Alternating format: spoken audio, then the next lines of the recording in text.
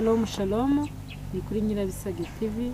Twongeye turabishimiye, turashimira Imana y'Umwami wacu Yesu Kristo, Imana yabanye natwe, Imana yagendanye natwe amezi menshi, Imana yaraturinze, yakoze ibitangaza bikomeye, turayishimiye cyane. Ikindi turashimira Imana muri iyi minsi itambutse, hari benshi cyane badafite umubare bapfuye, bitabye Imana, bavuye muri ubu buzima. Suko natwe tubyanga kuramuka, suko nabo babyangaga kuramuka, ariko ni igihe cy'Imana. Igihe kije kibwira ikindi ngo vaho nanjye nahageze. Rero twe turashimira Imana kuko ikiturinze, turashimira Imana ko ikiturindiye ubuzima, turashimira Imana ko ikiturindiye imiryango, turashimira Imana ko ikiturindiye inshuti n'abavandimwe. Imana yacu ishimwe kandi himbazwe. Ikindi kandi ndasuhuza inshuti zanjye ziri hirya no hino mu isi hose. Ndabizi ko munkurikirana aho muri hose, mujya munkurikirana, mujya munyitaho, mujya munyereka ko munkunda. Hari umuntu wanshekejeje ubundi arambwira ngo akajambo ry'ukunda kuvuga ngo mbahorane, ngo namwe kandi mumporane. Iyo ni slogan yo kuri Nyirabisage TV. Namwe mwese abatari babimenye, mubimenye ko ari slogan. Nimuzajya mumbona mujye mwumva ko mbahorane namwe kandi mumporane, kuko nabafite nabani ndi empty, ariko namwe iyo mumfite mwamunezerewe. Kuko mbitekereza kuko iyo turi kumwe mwamunezerewe, nanjye iyo mbafite mbanezerewe. Rero ndashima Imana ko yatugiriye neza. Imana yacu yatwitayeho, nta kiguzi dutanze. Imana yatwitayeho. Imana igitwitaho atari uko dufite imiryango ikomeye, Imana ikatwitaho atari uko dufite inshuti ziremereye, Imana ikatwitaho atari uko turi abanyambaraga nyinshi, Imana ikatwitaho atari uko dufite imbaraga zindi zihebuje, ahubwo Imana ikatwitaho kubw'urukundo rwayo rwinshi. Utekereje neza iby'Imana iba yarakoze, cyangwa se utekereje neza imirimo y'Imana ku buzima bwawe, ni imirimo y'agaciro. Ntabwo umwana w'umuntu yayigukorera. Ntekereza ko n'umuntu wakwiha peni yo kugukorera ikintu umwaka wose ugashira yarambirwa, ariko Imana data ntabwo ijya yibagirwa. Imana yacu ihora itubereye maso. Imana yacu ni umubyeyi. Impamvu mbabwira ngo Imana ni umubyeyi, ni data wa twese. Mujya mwumva meaning y'iryo jambo, data wa twese. Ntabwo Imana ntireba ngo abantu ngo ni bande, ngo abantu ni biki. Imana ni umubyeyi, Imana ni data wa twese. Imana ni papa w'abantu bagufi cyane, Imana ni papa w'abantu barebare cyane, Imana ni papa w'abantu bibikara cyane barahari narababonye, ni papa w'inzobe cyane, ni papa w'abazungu n'abirabura. Rero Imana ni data wa twese. Nawe aho uri umenye ko Imana ari data wa twese. Niyo mpamvu mu mitima yacu duhora twumva ko twayishimira umunsi ku wundi, isaha ku yindi. Nta kiguzi na kimwe twebwe dutanga kugira ngo Imana ibe yaraturiye. Reka mbabwire, mwari muzi ko Imana igitwitaho atari uko dufite imiryango ikomeye? Mwari muzi ko Imana igitwitaho atari uko dufite ibisekuru, mu bisekuruza byacu abantu baremereye? Imana igitwitaho kubera gusa ko yabishatse, kubera ko igomba kugirira neza jana. Nawe kandi Imana igikwitaho kubera ko igomba kukugirira neza. Ku giti cyanjye hari iby'Imana yakoze byinshi. Mu kiganza cy'Imana habamo ibyiza ndetse n'ibibi. Mu kiganza cy'Imana habamo ibishaririye ku rwego rwo hejuru. Urugero ku bintu bishaririye by'Imana biba mu kiganza cyayo. Imana yaremye umuntu, Imana yarandemye mu ishusho yayo, ariko bugacya bukumva mu gitondo ngo Jane yitabye Imana. Bugaca mukumva ngo runaka yagiye, bugaca mukumva ngo undi ngo yaburiwe irengero. Ntabwo ari uko hari icyo tuba twaratanze, ahubwo nuko mu kiganza cy'Imana kabiri gatatu nababwiraga ngo mu kiganza cy'Imana habamo ibyiza ibyiza hakabamo n'ibibi. Ibibi nabibabwiye, nababwiye ko mu kiganza cy'Imana habamo ibishariri. Usharira ni cya gihe umuntu atwita ukabona inda ivuyemo, ukabona Imana yayiguhaye ibishaka. Ariko nanone nibibagije ko hari igihe Satani arwanya imigisha yacu, ariko kandi nanone mu kiganza cy'Imana yacu habamo ibishaririye, hakavamo n'ibiryoshye cyane. Ibiryoshye Imana itugirira muri kwa kuboko kw'Imana ndimo ndababwira, ibiryoshye Imana itugirira umunsi ku wundi, ni kwa kundi umuntu atwita amezi 9, amezi 9 agashira Imana ikaguhereza umwana. Icyo kintu kiba kiryoshe ku rwego rwo hejuru.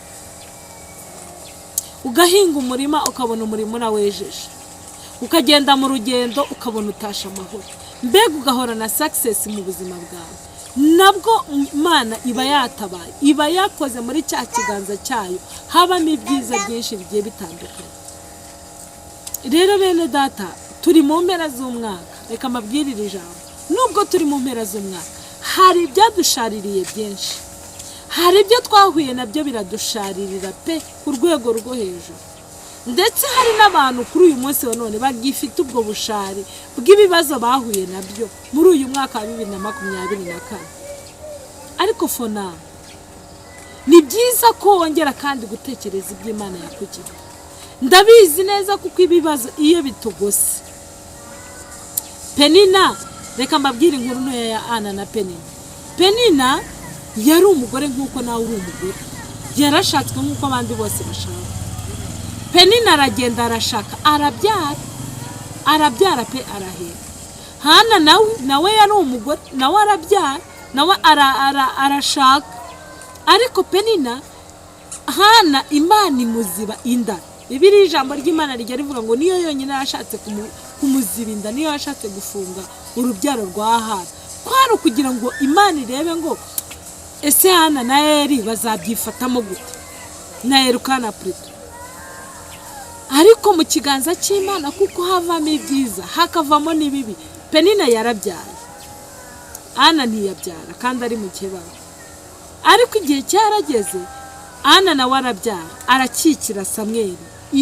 Amaze gukikira Samweli, yahise yumva ko bya byiza by'Imana biva mu kiganza cyayo nawe bimujeho biryoshye. Nubwo yahuye n'ibishaririye byinshi, nubwo yahuye n'ibyamunanizaga byinshi, nubwo mu rugendo yahuye n'inzitizi nyinshi, ariko yageze igihe arakikira.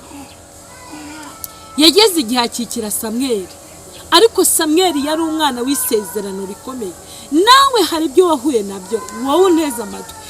From January to December ugenda uhura n'ibibazo byinshi bitandukanye. Yewe ndetse bimwe ukavuga ngo aha nabivamo nte, nakora ne, ukumva ucitse intege.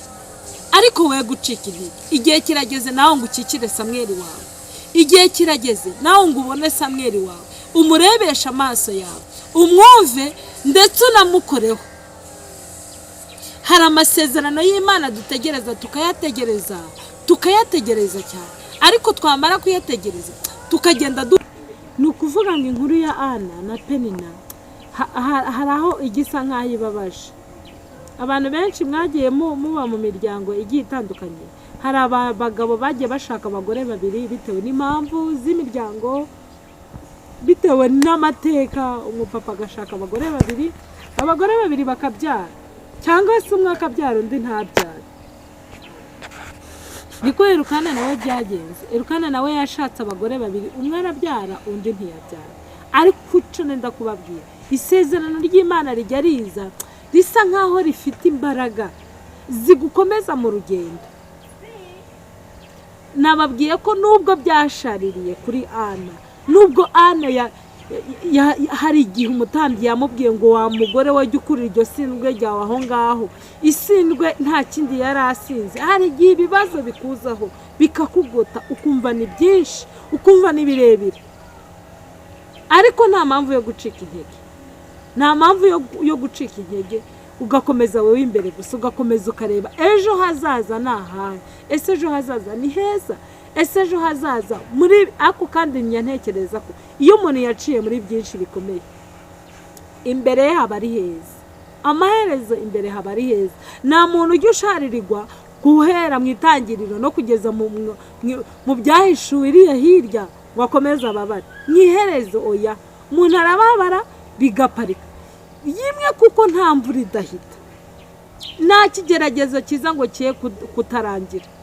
Harimo abantu batabyaye, nimucike intege kuko Ana nawe ntiyacitse intege. Harimo abantu batagize icyo bageraho muri 2024, 2024, hari icyo utagezeho. Ariko we gucika intege, ya Mana yajyaga igendana nawe. ya mana yajyaga ivugana nawe, ya mana yakugendereraga ku manywa na nijoro, ya mana yakubaye hafi umunsi kundi, data wa twese, umubyeyi, umwungeri, byose ntabwo azakwibagirwa, ntabwo azaguhana, ahubwo araduhetse ku mugongo. Nshuti zanjye bavandimwe, nongeye kandi kubashishikariza iminsi si ibiri isigaye, ni iminsi ibiri isigaye. Umva ari umunsi umwe w'ejo kuri 21 ngo dusoze umwaka. Imana yakoze byinshi biremereye, irongera kandi ikora n'ibindi byinshi twebwe tutabashije gusobanukirwa, ariko yadukoreye.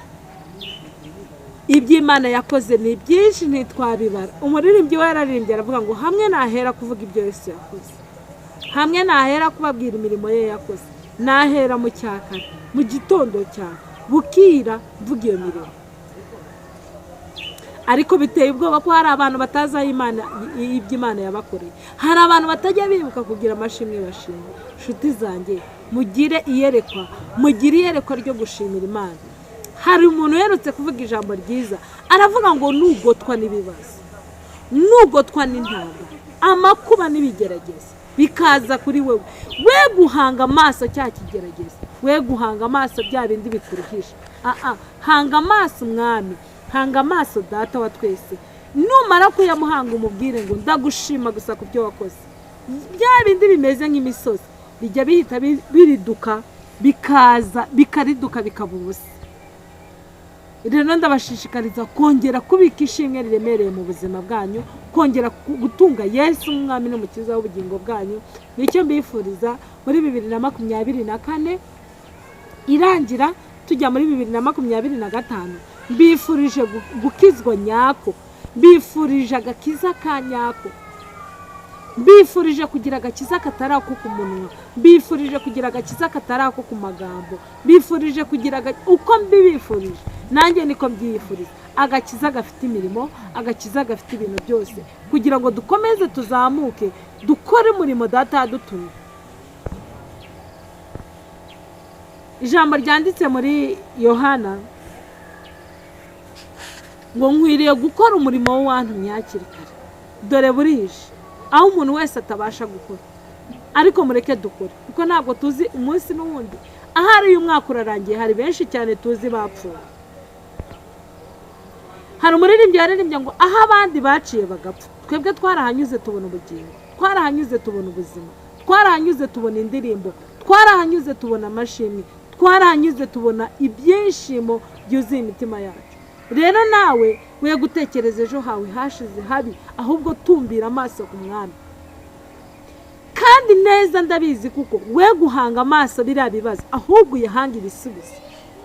Ibisubizo nibyo byiza, ibibazo nibiza bituma bidusubiza inyuma, ariko nuhanga amaso ibisubizo, nubwo ntabyo ureba imbere yawe, nubwo nta bisubizo urimo kureba none ngo ubiboneshe amaso yawe, ariko hanga amaso igisubizo, niho honyine uzabonera umugisha. Shalom shalom, bifurije kubaho neza, bifurije umwaka mushya muhire, muzawurye n'uzabarye, bifurije kuzahora munezerewe.